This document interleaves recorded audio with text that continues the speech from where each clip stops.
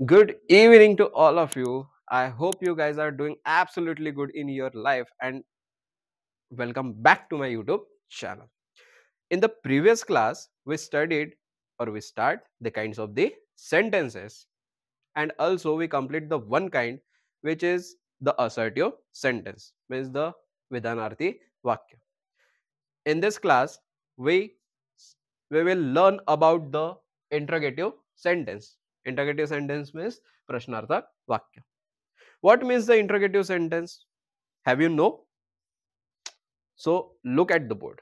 I have write an information about the interrogative sentence. Let's learn this. A sentence that asks a question is called as the interrogative sentence. म्हणजेच की असे वाक्य जे केवळ काय करतात, प्रश्न करतात. काय करतात, केवळ प्रश्न करतात, त्यांना आपण काय म्हणू शकतो, प्रश्नार्थक वाक्य असे म्हणतो. And the very well feature of the interrogative sentence is that it ends with the question mark. I have written it.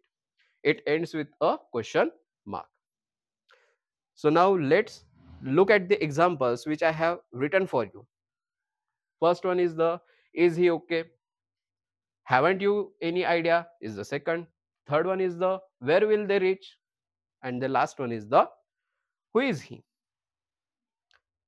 So now here are also the affirmative and the negative questions also.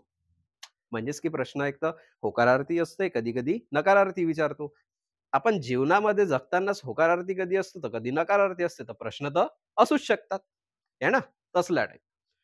म्हणजेच की is he okay म्हणजेच काय होईल, तो बरा आहे का.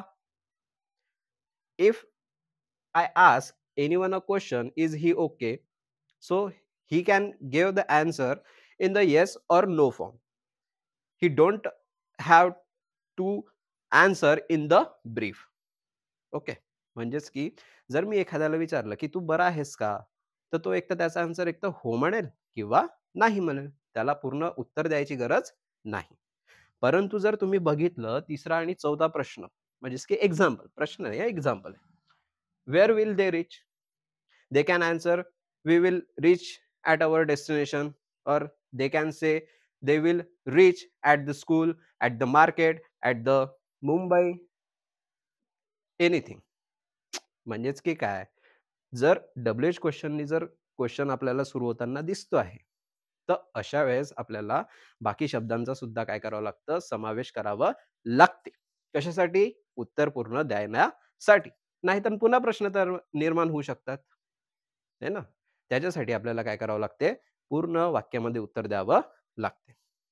But whenever we have to answer WH question, we have to use only the assertive sentence. म्हणजेच की आपण जेव्हा WH क्वेश्चनचं उत्तर देत असतो ना, त्यावेळेस आपल्याला एक तर विधानार्थी वाक्याचाच काय करावं लागतं, उपयोग करावा लागतो. So now there are two types of the interrogative sentence.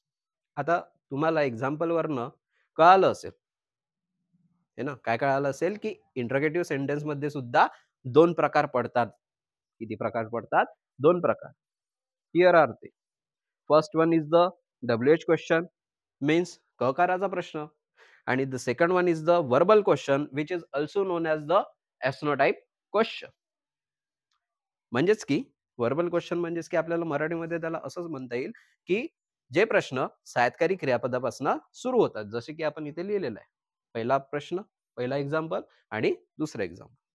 So आता आपण वर्बल क्वेश्चन म्हणजेच काय आणि WH क्वेश्चन म्हणजेच काय त्याच्याबद्दल माहिती लिहून घेऊ आणि त्याच्याबद्दल माहिती करून घेऊ. So guys, here I have written the definition of verbal question and the WH question.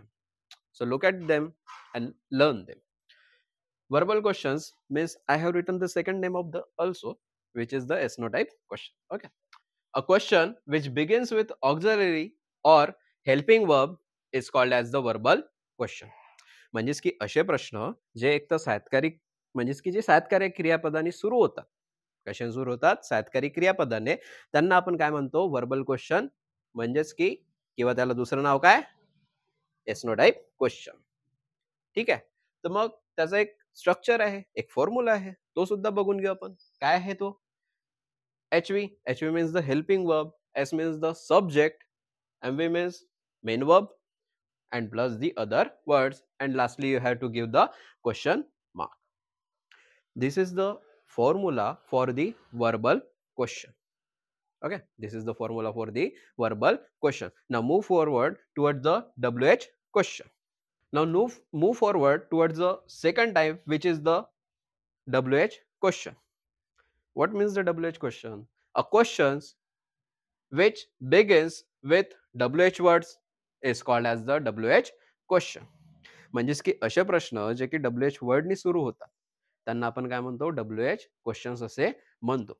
यांना सुद्धा एक स्पेसिफिक फॉर्म्युला आहे, यांचा सुद्धा एक स्पेसिफिक स्ट्रक्चर आहे क्वेश्चन करण्यासाठी, है ना? काय आहे? एक स्पेसिफिक स्ट्रक्चर, आणि त्या स्ट्रक्चरमध्ये असेलच तेव्हाच आपण त्यांना काय म्हणू शकतो? WH क्वेश्चन म्हणू शकतो.